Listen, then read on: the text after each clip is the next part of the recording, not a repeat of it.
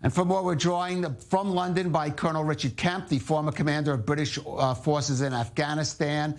But first, here in the studio, our senior correspondent, Owen Alterman. And Owen, guess the latest on what those reports coming out of the Gulf of Oman. Right, Calev, at least 4 ships potentially running into trouble and having lost contact and potentially having lost control of their ships. One of them is currently the focus, called the Asphalt Princess, one of those 4 ships.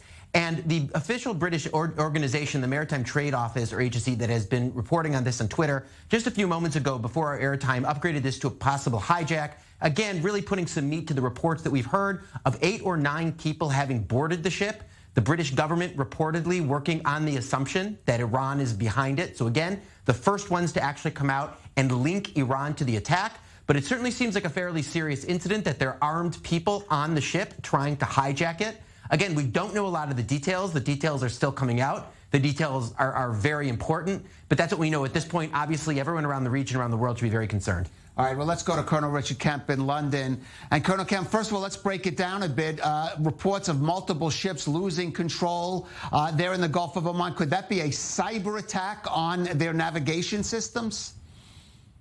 It's possible, I suppose. I think more likely it's going to be it is either something like that or possibly, as we've heard earlier in the headlines, possibly other vessels being mined by Iran. It looks like there's been mines laid in the entrance to the Gulf there, which is something that Iran has done before. It did extensively during the Iran-Iraq War, for example. Right. Now, we've also seen Iranian Revolutionary Guards naval forces board tankers on the pretext that they're checking smuggling violations. It could be that's what's involved here. We don't have the details yet. But if this is an escalation, why would Iran be doing this now when it's already under sort of fire from not just Israel, but the West for its actions last week? Well, I think it's definitely a further escalation. It's almost certainly by Iran, I would say. I don't really see any other culprits for operations of this sort. And I think what it signifies is probably a continuation of the escalation from the drone attacks against a Japanese-owned ship, which is operated by a British company owned by an Israeli. The reasoning behind it, as far as I can work out, is that Iran is in big trouble at the moment.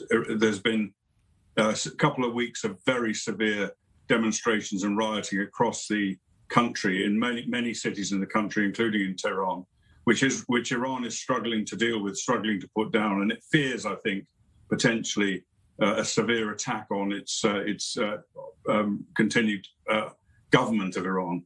And when things like this happen, countries like Iran do tend to lash out to show their people that they're in control and that they themselves as a country are under attack. They will no doubt be turning this around to suggest it's them that's under attack. And I would say that's what it represents. It represents big concerns in Tehran and a need to get the people off the streets and to rally behind their government.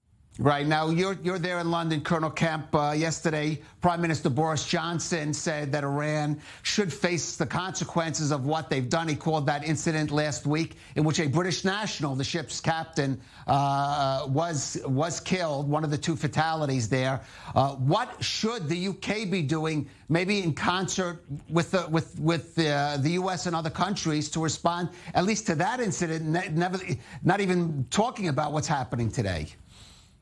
Well, I would say Britain should respond and hopefully in concert with the United States and other allies. And we've gone past the time for diplomatic action, in my view. This is not going to be either controlled or calmed down by diplomatic action. It can only be dealt with by some form of military force in the Gulf by British and US forces. And I think that is what should be happening. Now, whether it's an overt retaliation against Iran or whether it's some kind of more grey zone type under the radar military attacks, I certainly think there needs to be something like that to send Iran and Iran's people a big message. But of course, that probably is what Iran wants to happen as well, because it will welcome some form of attack by Western countries and Israel. in order to, as I mentioned, in order to get the people rallying behind the government and against what they will portray as the foreign aggressors. Right, and Owen, of course, Israel is preparing its brief against Iran. As I mentioned, Foreign Minister Lapid, Defense Minister Gantz, going to brief Security Council members on the intelligence this has. The question is, what impact diplomatically that actually will have? Right. Well, it seems that Israel has been fairly successful in convincing other governments, Calev, that the Iranians are behind that original attack from last week. Again, convincing the Americans and the British government fairly quickly and getting pretty strong statements out of each of them, even before the latest incidents of the last few hours. But you're right. The question is, what are these governments really going to do about that? And again, the question is this seen, or at least that original attack last Thursday against the Mercer Street off the coast of Oman, is that seen as an attack against Israel and as part of the Iranian-Israeli battles around the Middle East, which the rest of the world, Calev, wants to stay as far away from as they can? They have other things that they're interested in, not that. Or is it, as Israel's trying to sell it, is it an attack on the international order itself? Is it an attack on the rules of the game, attack on trade, attack on shipping, attack on navigation? That's been the line from the Israeli government from the get-go. That's going to be the line tomorrow during that briefing for the Security Council. That's what showed up in those two statements from the U.S. and British governments. Again, will the international community really see it as an attack on the international order? And more importantly, Calev, from Israel's perspective, what are they going to do about it? Are they really going to line up and take the kind of firm, decisive action against Iran that the Israeli government would want? I think we have every reason to be very, very skeptical. In 30 seconds, Richard, do you think, are you skeptical there'll be that kind of action against Iran?